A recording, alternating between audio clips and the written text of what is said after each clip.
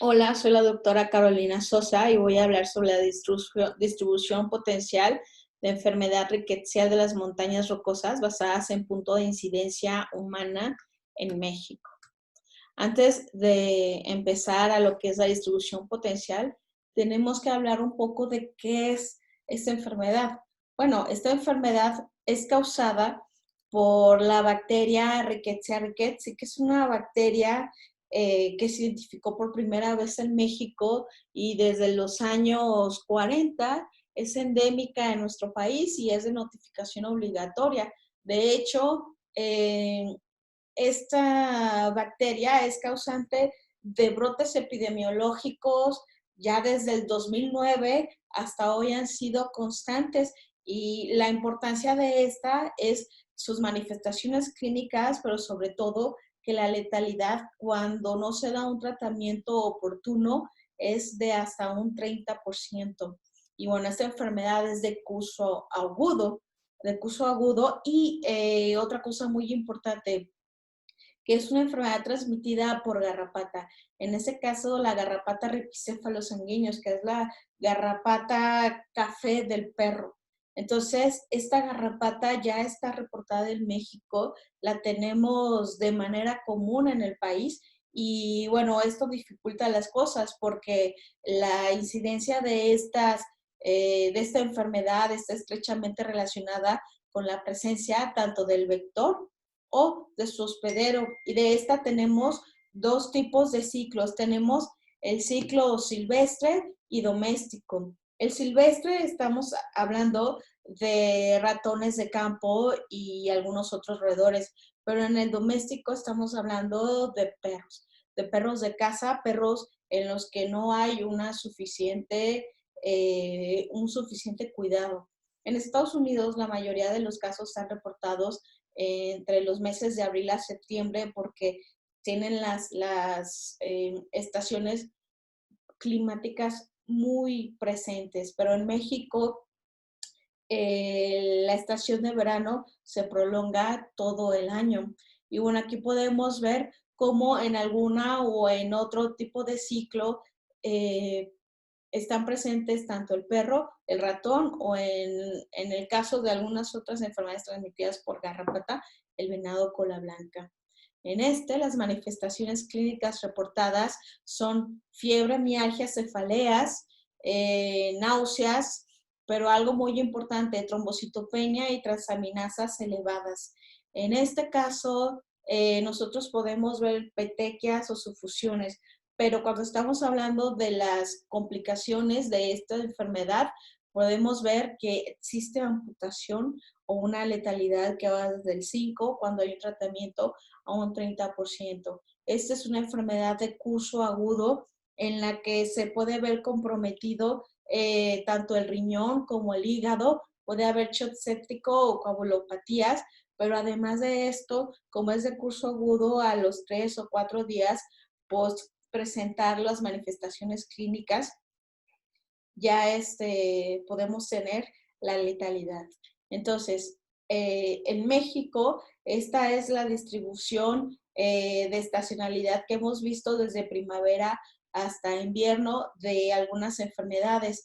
Pero algo muy importante que tenemos que tener presente es, uno, que esta es una enfermedad que podemos mapear en base a los vectores. Pero además de eso, además de mapearla, podemos predecir la distribución de estas enfermedades en base a las variables climáticas que están muy estrechamente relacionadas a la presencia del vector. En este caso, ya tenemos, para poder realizar este trabajo, contamos con 988 casos de humanos y su código postal. Tuvimos 988 puntos que fueron finalmente 360 puntos que podemos ver en el mapa. ¿Cómo construimos este mapa? Bueno, cabe de mencionar que estos son los casos presentes en el 2019. ¿Cómo construimos este mapa? Bueno, este mapa tuvimos dos cosas. Utilizamos además de ArcGIS, un sistema que se llama máxima entropía. Entonces, ahí metemos todos los datos y trabaja en forma de bootstrap, en donde se hacen muchísimas repeticiones y pudimos ver un área bajo la curva de 0.995. Esto para construir el mapa presente. Pero además de esto, nos dimos a la tarea de incluir dentro de este bootstrap 18 variables climáticas. ¿Por qué? Porque como digo, esta enfermedad va estrechamente relacionada con la distribución de su vector, así como de los reservorios. Entonces nos basamos en los casos y en la distribución del vector competente que tenemos en México. Y bueno, además con tres modelos climáticos y con máxima entropía, hicimos la proyección al 2050. De estos obtuvimos los siguientes resultados. El hábitat estable, es decir, que en esta zona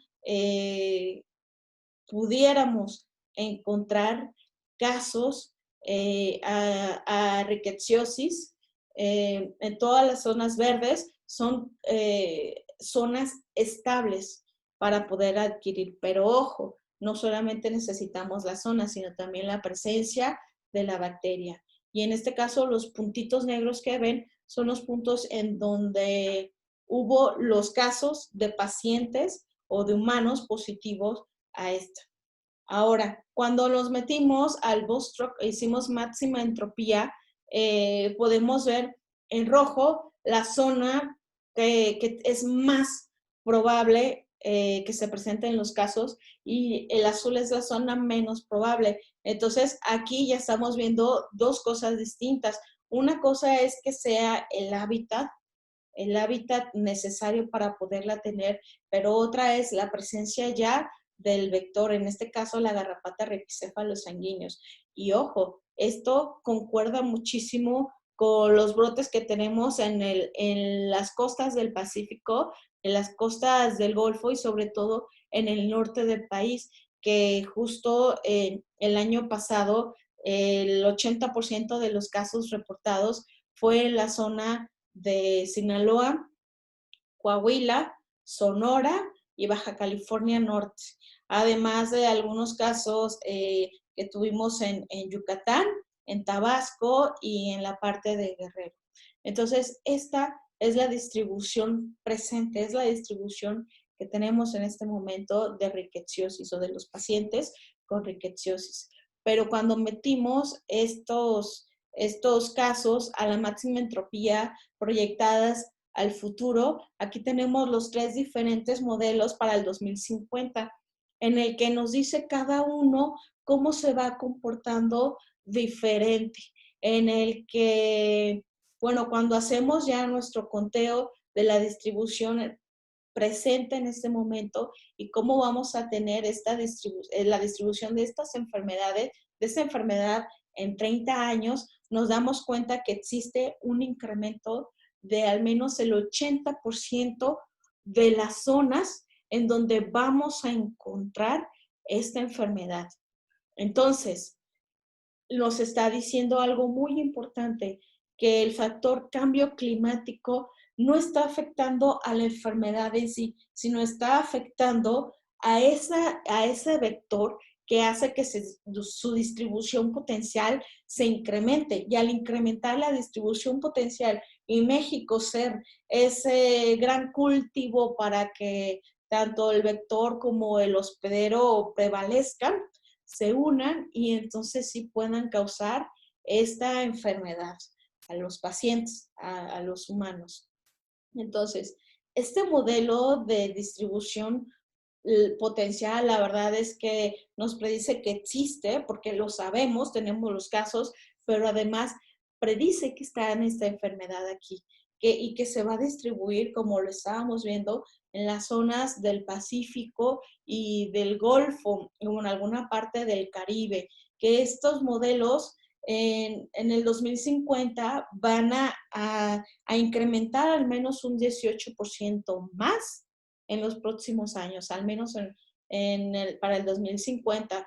Y bueno, algo muy, muy importante que tenemos que tener en consideración es que el uso de estas herramientas nos sirve para, o es de gran utilidad para la salud pública, puesto que de esta manera podemos saber los pacientes provenientes de algunas zonas en donde tengan esas manifestaciones clínicas o hayan contado con esas complicaciones a la hora de la hospitalización. Bueno, son altos pacientes con sospecha a esa enfermedad. Y lo más agravante de esto es que la garrapata ripicéfalos sanguíneos no solamente transmite ricketsia rickettsii, sino que además transmite en México Ehrlichiosis canina, hemos encontrado Ehrlichiosis chafensis y algunas otras como Anaplasma phagocytophilum.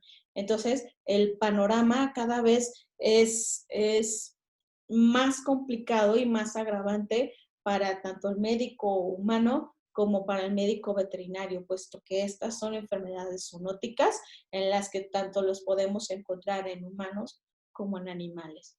Bueno, les agradezco la atención a este trabajo y bueno, cualquier duda o comentario en la parte de comentarios o bien a mi correo.